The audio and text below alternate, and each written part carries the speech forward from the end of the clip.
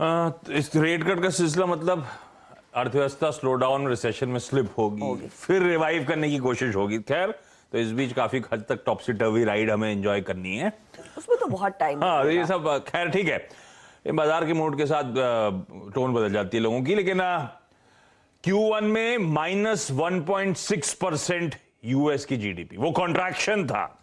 Q2 का जो पहला एडवांस एस्टिमेट आया था वो था 0.9% माइनस में। अब उसके बाद जब सेकेंड एडवांस एस्टिमेट आया तो -0.9 वाला इंप्रूव होके -0.6 हो गया है। तो इसका मतलब इकोनॉमी कॉन्ट्रैक्ट हुई, लेकिन जितना पहला एस्टिमेट था उससे कम कॉन्ट्रैक्शन अब एक्चुअल नजर आ रहा है। एक्सपेक्टेशन भी थी -0.8 की, तो एक्सपेक्टेशन से बेहतर इकोनॉमी ने प्रदर्शन करा है।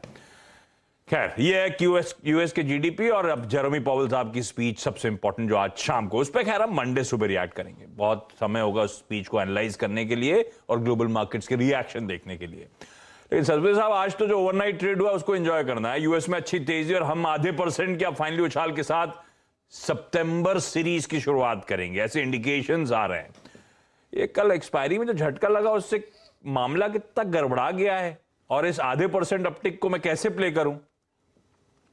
देखिए, good morning Ashish ji, good morning Harshada ji. First of all Ashish ji, देखिए कल एक्सपायरी में ये झटका लग सकता था, ये फ्रैंकली स्पीकिंग थोड़ा सुबह से ही लग रहा था, क्योंकि 2 दिन अच्छा खासा खींचा था और फिर कल तीसरा दिन था। तो ये तो जाते जाते प्रॉफिट बुकिंग आप इसी तरह से इसे देख सकते हैं। लेकिन आज मुझे लगता है क्योंकि हम लोग फ्रेश एक्सपायरी में है सितंबर सीरीज के, तो मुझे लगता है कि थोड़ा अलग सोचना पड़ेगा। फ्रेश आप कह सकते हैं कि फ्रेश पेपर है आपके सामने, तो अलग कैसे सोचे। देखिए 17,520 के आसपास का कल का क्लोज है, अभी देखना पड़ेगा सुबह खुलेगा कहाँ। लेकिन स्ट्रक्चर इस तरह से देखना पड़ेगा एज ए एनालिस्ट, जब तक निफ्टी 17,500 के ऊपर है तब तक बायस पॉजिटिव रखे। 17,450 का आपका स्टॉप लॉस होगा। और लेवल्स कैसे होंगे, तो मेरे हिसाब से 17,600 से लेके 17,650 ये पहला रेजिस्टेंस जोन होगा।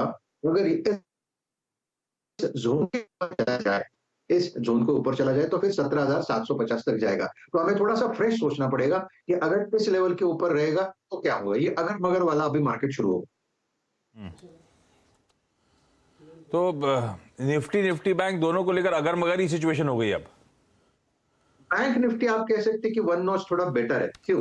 क्योंकि देखिए बैंक निफ्टी का जो कल का क्लोज है वो है 38,950, दीज आर स्पॉट लेवल।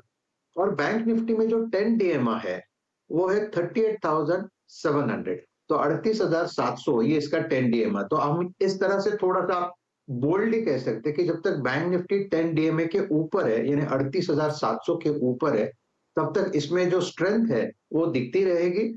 इसका जो टारगेट होगा वो रहेगा 39,300 से लेके 39,800। तो बैंक निफ्टी आप कह सकते हैं कि बायस पॉजिटिव बनता है 38,700 के ऊपर। सो आप पोजिशनली 38,700 ये एक मैग्नेटिक लेवल पकड़ के चले एटलीस्ट फॉर टुडे, और जो स्टॉप लॉस रखना है वो रहेगा 38,500 का।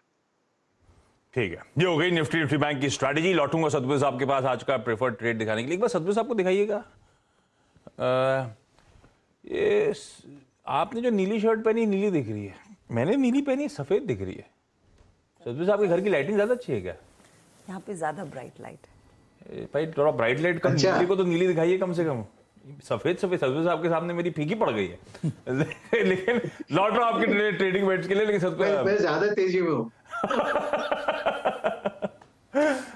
सुमित के पास जा रहा हूं, आज के इंपॉर्टेंट स्टॉक्स न्यूज जान ले जाए। सुमित, हाय, गुड मॉर्निंग।